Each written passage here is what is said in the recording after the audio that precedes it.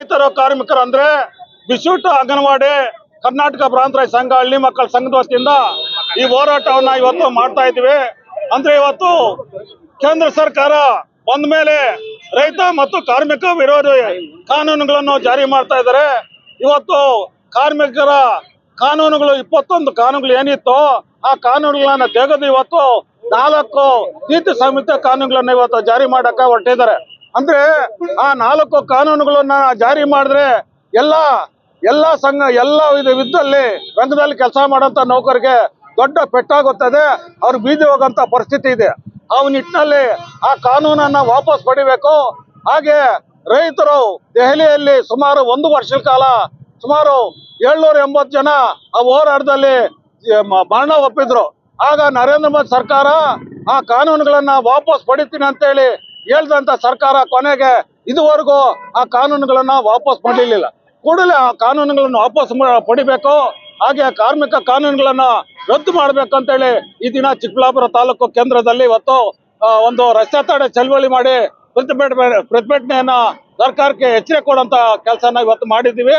ಹಾಗೆ ಇವತ್ತು ಈ ಒಂದು ಚನ್ನರಾಯಪಟ್ಟಣದಲ್ಲಿ ಸುಮಾರು 1180 ದಿನಗಳ ಕಾಲ ಭೂ ಸ್ವಾಧೀನ ಮಾಡಬಾರ್ದು ಅಂತೇಳಿ ಹೋರಾಟ ಮಾಡಿದಂತ ರೈತರು ಇವತ್ತು ಬೆಂಗಳೂರು ಫ್ರೀಡಂ ಪಾರ್ಕ್ ನಲ್ಲಿ ಸುಮಾರು ದಿನಗಳಿಂದ ಹೋರಾಟ ಮಾಡ್ತಾ ಇದ್ದಾರೆ. ಇದೇ ರಾಜ್ಯ ಸರ್ಕಾರ ಏನು ಅವತ್ತು ವಿರೋಧ ಪಕ್ಷದಲ್ಲಿರ್ತಕ್ಕಂಥ ಇದು ಸಿದ್ದರಾಮಯ್ಯನವರು ಹೋರಾಟದಲ್ಲಿ ಬಂದು ಅದು ಯಾವುದೇ ರೀತಿ ಭೂ ಸ್ವಾಧೀನ ಪಡೆಯೋದಕ್ಕೆ ಇದಿಲ್ಲ, ನಾನು ವಾಪಸ್ ಪಡಿತೀನಿ ನಾನು ಸರ್ಕಾರ ಬಂದ ಅಂತ ಹೇಳಿ ಇವತ್ತು ಅದೇ ಕೆಲಸ ಅವರು ಮಾಡ್ತಾರೆ. ಕೂಡಲೇ ಎಲ್ಲಾ ಸಹ ರೈತರ ಮತ್ತು ಕಾರ್ಮಿಕರ ಒಂದು ಬೇಡಿಕೆಗಳನ್ನ ಈಡೇರಿಸಬೇಕಂತೇಳಿ ಈ ದಿನ ಪ್ರತಿಭಟನೆ ಮುಖಾಂತರ ಎಚ್ಚರಿಕೆಯನ್ನ ಸರ್ಕಾರಕ್ಕೆ ಕೊಟ್ಟಿದ್ದೀವಿ.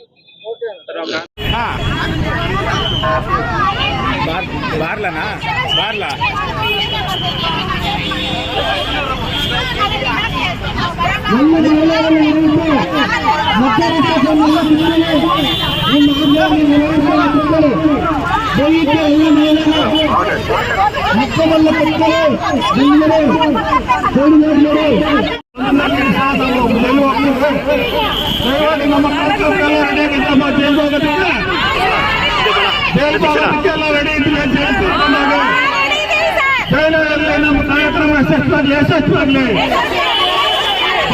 ಕಾರ್ಯಕ್ರಮ ಯಶಸ್ವಾಗಲಿ. ನಮ್ಮೆಲ್ಲ ಬಂಧನದಲ್ಲಿಡಬೇಕು, ನಮ್ಮನ್ನು ಅರೆಸ್ಟ್ ಮಾಡಲೇಬೇಕು, ನಮ್ಮನ್ನು ಅರೆಸ್ಟ್ ಮಾಡಲೇಬೇಕು. ಇಲ್ಲಾಂದ್ರೆ ನಾವು ಮತ್ತೆ ರಾಷ್ಟ್ರನ ಬಂದ್ ಮಾಡ್ತೀವಿ. ನಾವೆಲ್ಲ ಸಿದ್ಧರಾಗಿದ್ದೀವಿ. ನಮ್ ಬದುಕು ಅಸನಾಗ್ಬೇಕಾಗಿದೆ. ಸರ್ಕಾರಗಳು ಬಂದ ಮೇಲೆ ನಮ್ಮೇನು ನೋಡ್ತಾ ಇಲ್ಲ. ರೈತರು ಬೀದಿಗೆ ಚಲ್ತೈತೆ, ಕಾರ್ಮಿಕರನ್ನ ಬೀದಿಗೆ ಚಲ್ತಾ ಇದ್ರೆ, ರೈತರು ಬೀದಿಗೆ ಚಲ್ತಾ ಟಮಾಟನ ದ್ರಾಕ್ಷಿನ ಬೀದಿಗೆ ಗೆಲ್ತಾ ಇದ್ರೆ, ಹೂಗಳೆಲ್ಲ ಬೀದಿಗೆ ಚಲ್ತಾ ಇದ್ರೆ, ಇದೆಲ್ಲ ಯಾರು ನೋಡೋರು? ಎಲ್ಲರೂ ಚೆನ್ನಾಗಿರ್ಬೇಕಂದ್ರೆ ರೈತ ಚೆನ್ನಾಗಿದ್ರೆ ಈ ದೇಶ ಚೆನ್ನಾಗಿರುತ್ತೆ. ದಯಮಾಡಿ ನಮ್ಮನ್ನ ಜೈಲಲ್ಲಿ ಎತ್ಕೊಂಡೋಗಿ ನಮ್ಮನ್ನ ಹಾಕಿ, ನಮ್ಗೆ ಊಟ ಹಾಕಿ, ನಮ್ಗೆ ಇಲ್ಲೇ ಸಾಕು ಊಟ.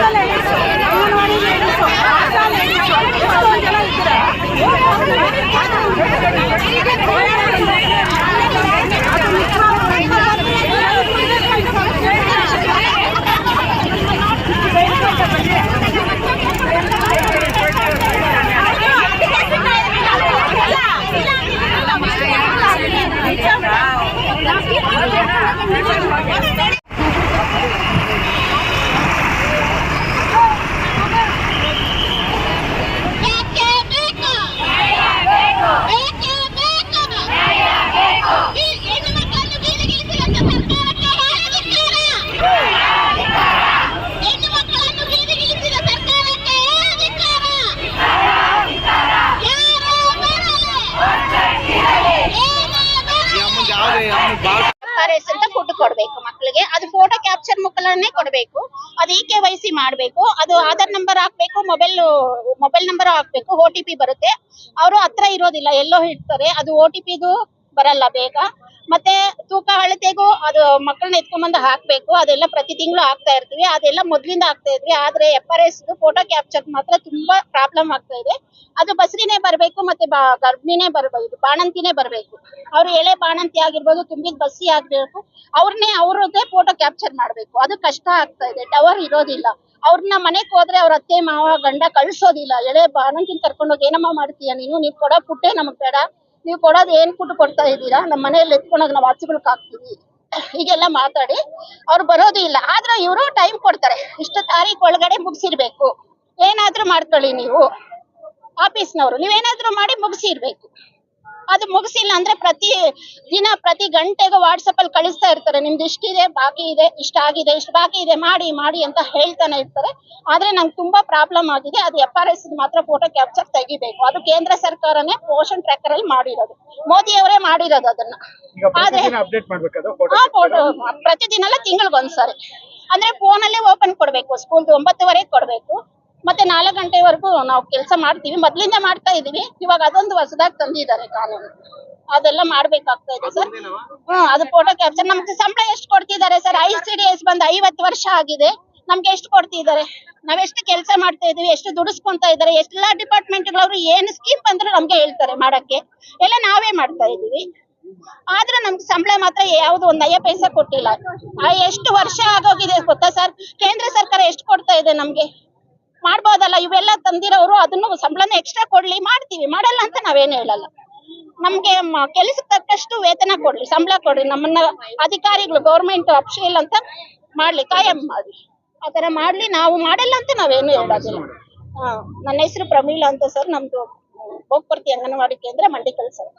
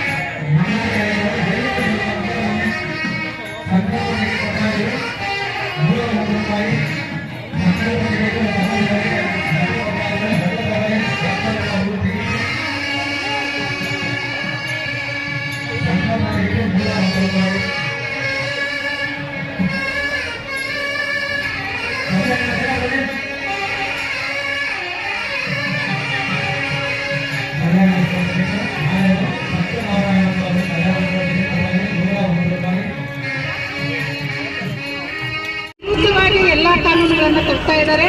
ಯಾವುದೇ ಒಂದು ಸಂವಿಧಾನ ಇದೇ ಮಾಡ್ತಾ ಇಲ್ಲ ಇವರು. ಕೇಂದ್ರ ಆಗಿರ್ಬೋದು, ರಾಜ್ಯ ಸರ್ಕಾರ ಆಗಿರ್ಬೋದು, ಸಂವಿಧಾನ ವಿರುದ್ಧ ಕಾನೂನುಗಳನ್ನು ತರ್ತಾ ಇದ್ದಾರೆ. ಸಾರ್ವಜನಿಕರ ಹಿತಾಸಕ್ತಿ ಅಂತ ಬೇಕಾಗೇ ಇಲ್ಲ ಯಾವುದೇ ಸರ್ಕಾರಗಳಿಗೆ. ಕಾರ್ಪೊರೇಟರ್ಗಳನ್ನು ಬದುಕಿಸೋಕ್ಕೋಸ್ಕರ ಇವರು ಸರ್ಕಾರಕ್ಕೆ ಬಂದಿದೆ ಅಷ್ಟೇ. ಯಾವುದೇ ಸಾರ್ವಜನಿಕ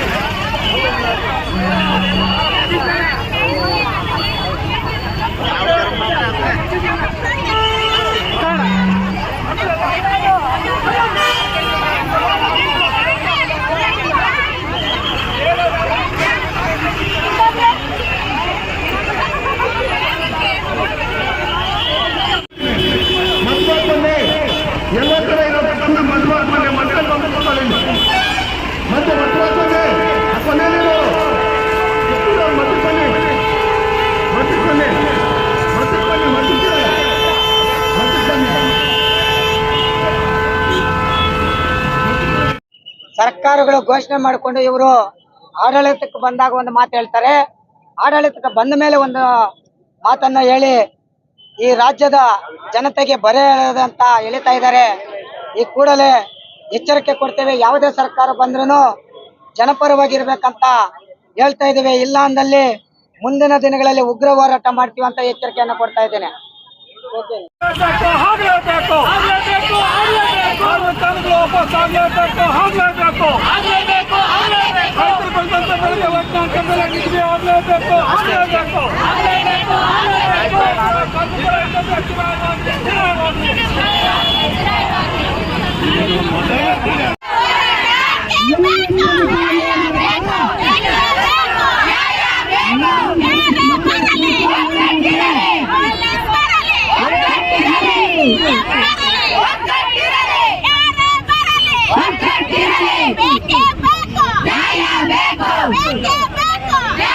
ಸಿದ್ಧವಾಗಿ ಬಂದಿದ್ವಿ, ನಾವೆಲ್ಲ ಸಿದ್ಧವಾಗಿ ಬಂದಿದ್ವಿ. ಇರ್ತಕ್ಕಂಥ ಎಲ್ರು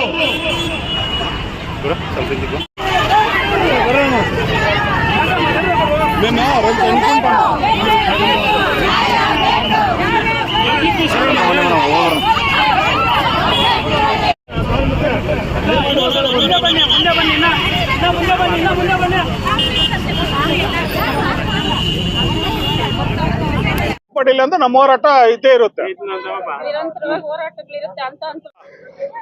ಹಲವಾರು ಬೇಡಿಕೆಗಳನ್ನು ಇಟ್ಟು ಇವತ್ತು ದೇಶವ್ಯಾಪ್ತಿ ಮುಷ್ಕರನ ಮಾಡ್ತಾ ಇದ್ವಿ.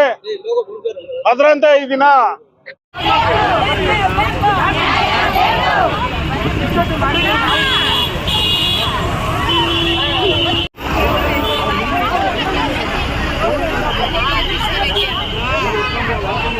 ಈ ಕಡೆ ಬಮ್ಮ.